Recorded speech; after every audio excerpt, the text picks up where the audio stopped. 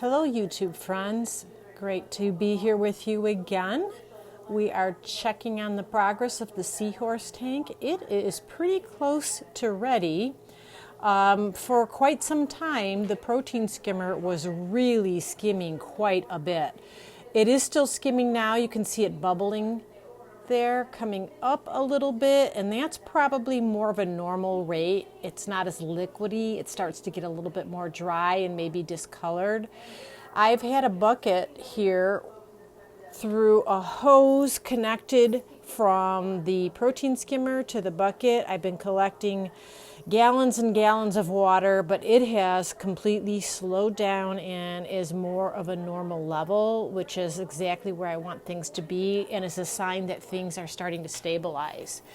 Something else, I had kick-started the nitrogen cycle process by putting in a little bag of seafood to have something, a biological substance that would break down, and it's pretty much disintegrated. So I can pretty much throw this away. It's probably not contributing to the tank anymore, but you can see it just looks like it's just about empty here. So that will be garbage. And everything else is going really well with the tank. The water is clearing up nicely, which is a good sign. That means that things are starting to stabilize and probably get to safe levels.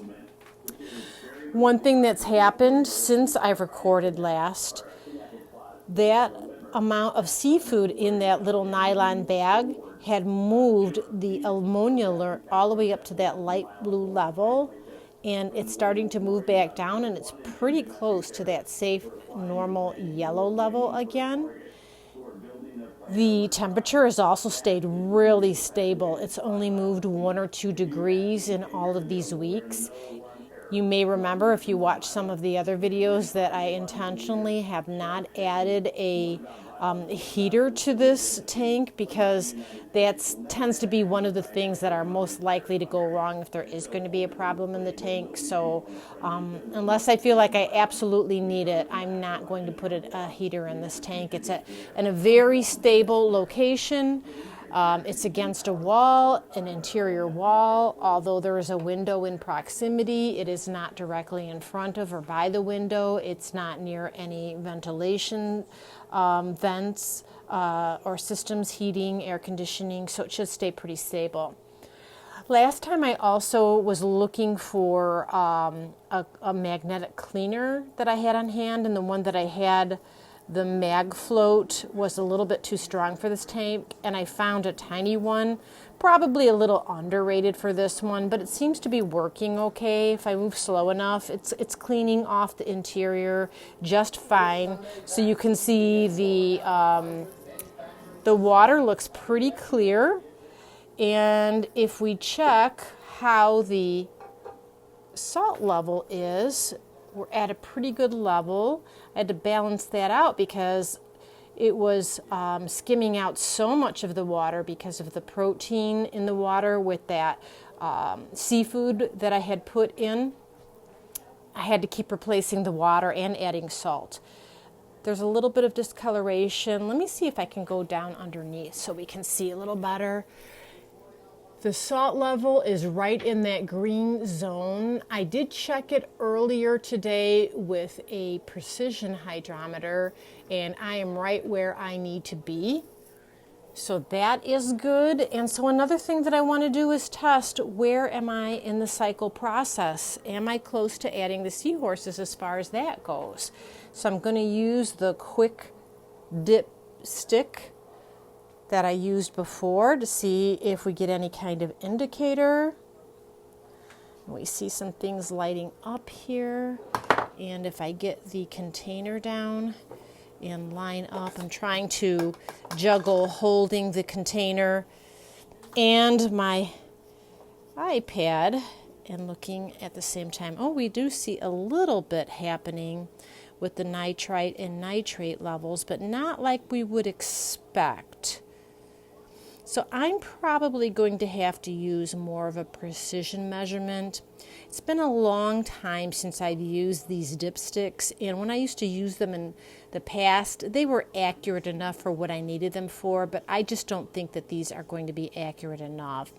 I'm not going to demonstrate it today, but I do have old testing kits. I'm not even sure if they make these anymore, but basically the way they work is you put some water from the tank in one of these vessels, and then you use a color-coded plate here that varies in intensity of color.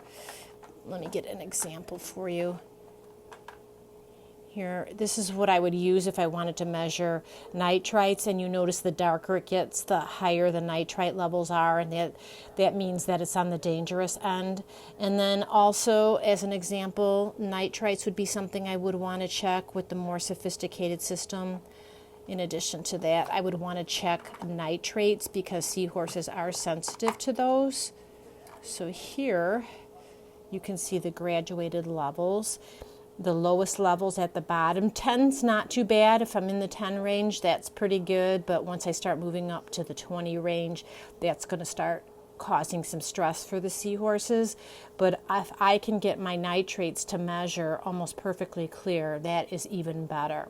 So I think next time I record, I'll do the more sophisticated measurement of the water quality because I don't want to take chances. Seahorses are very delicate and they really need to have very, very good water conditions in captive aquariums.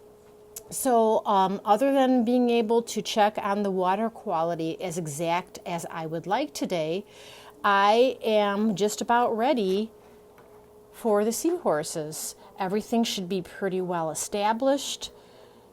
I'll add a few of the decorations in there so that the seahorses have hitching posts, but there are a lot of great signs saying that the tank is just about ready. That ammonia alert is going back to a normal yellow.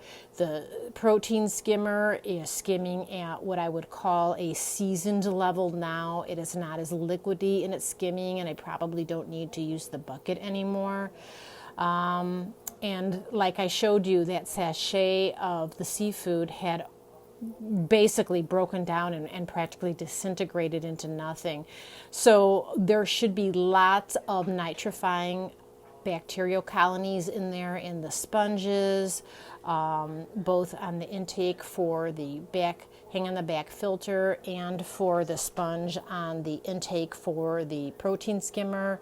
And if you saw my other videos or didn't, you might remember that I have a little sponge in the front of this hang on the back filter, and then that little filter pad, which really isn't a very good one. It has some carbon in there that will support some of the bacterial colonies. And also I have a little sachet in the back, you can see it, that has those